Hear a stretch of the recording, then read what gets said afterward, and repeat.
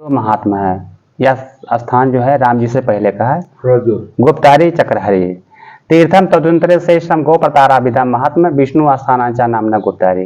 तीर्थों में श्रेष्ठ गोप्रतार नामक तीर्थ है जो भगवान विष्णु यहाँ पर निवास करते हैं।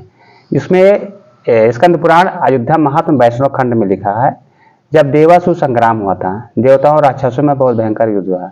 राक्षस बर पाने के उद्यम से जब सभी देवताओं पर आक्रमण कर दिया था, उस युद्ध में सभी देवता हार गए। उनका राजपाट स्वर्ग जो है सभी राक्षस ले लिए। जब देवता इधर उधर भागने लगे, भगवान शंकर जी उन सभी देवताओं को रोककर उनका अगुआ बनकर भगवान ब्रह्मा जी के पास गए।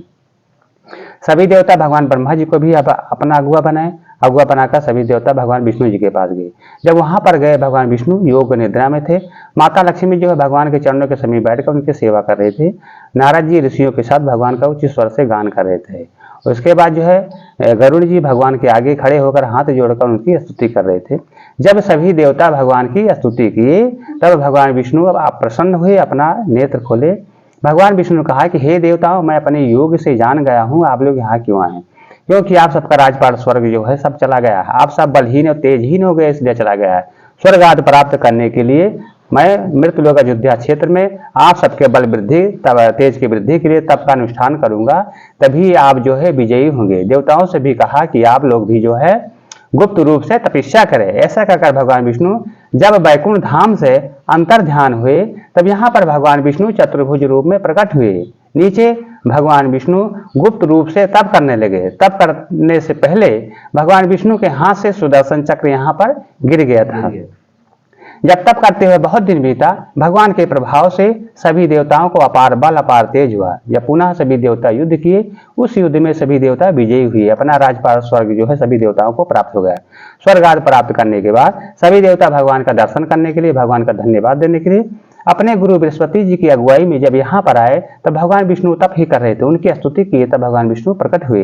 सभी देवताओं ने भगवान से कहा कि प्रभु, आपकी बताए हुए राजपाट स्वर्ग जो है सभी को प्राप्त हो गया। इस पर भगवान विष्णु जो है प्रसन्न हुए। भगवान विष्णु ने कहा कि हे देवताओं, इस समय तुम्हारी क्या इच्छा है, जो इच्छा हो उसको मांग लो। सभी देवताओं ने कहा कि प्रभु, हम सबकी इच्छा है कि हम सबके रक्षा के लिए, बल वृद्धि के लिए आप यहाँ पर गुप्त रूप से निवास करें। तब भगवान विष्णु कहा कि तथास्तु। भगवान विष्णु ने देवताओं से कहा कि हे देवताओं, जिस जगह मेरा सुदर्शन चक्र गिर गया था वह संसार में चक्रहरि जी के नाम से प्रसिद्ध होगा। जो मैं यहाँ गुप्त रूप से तप किया है वह गुप्तहरि जी के नाम से प्रसिद्ध होगा। कोई भी जीव, कोई भी प्राणी गुप्तहरि चक्रहरि जी का जो भी पूजा पाठ करेगा उनको मनवांछित फल मिलेगा। ऐसा कहकर भगवान विष्णु अंतर्ध्यान हो गए। उसके बाद सभी देवता गुप्तहरि चक्रहरि जी का पूजा पाठ किए। यहाँ का कार्तिक का विशेष महात्मा। कार्तिक में तीर्थराज प्रयाग तीर्थों के साथ आते हैं। गुप्तहरि चक्रहरि जी का पूजा पाठ करके 1 माह कार्तिक भर यहाँ वास करते हैं। देवराजेंद्र भी आते हैं देवताओं के साथ, वो भी गुप्तहरि चक्रहरि जी का पूजा पाठ करके 1 माह यहाँ वास करते हैं। कार्तिक का जो महीना है, यहाँ पर सभी तीर्थ लोग सब चले आते हैं। यहाँ का कार्तिक का विशेष महात्मा है। फिर जो है त्रेता युग आया। त्रेता में भगवान राम अयोध्या में 11,000 वर्ष तक राज किए।